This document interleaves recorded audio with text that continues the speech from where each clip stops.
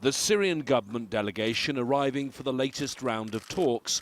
This the first time the most difficult item of political transition has been on the agenda. Their position remains uncompromising. While the media and the so-called opposition talking about President Assad and talking about what they call the regime, our country has been destroyed, our factories, our schools, our hospitals, our people.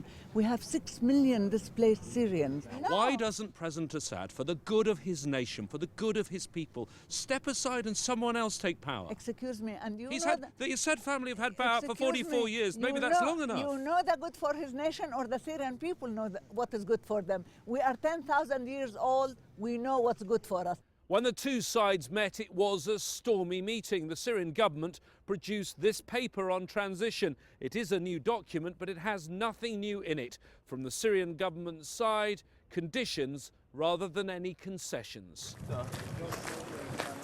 It's not just on transition where there is deadlock. The opposition doesn't trust an offer from the government to let women and children leave the old city of Homs.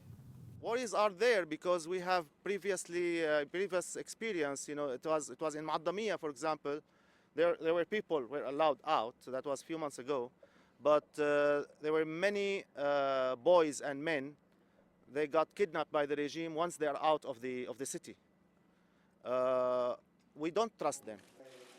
On Sunday, the media were told a humanitarian deal in Homs was one small breakthrough for these talks. But now that issue, just like all the others, remains deadlocked. James Bays, Al Jazeera, Geneva.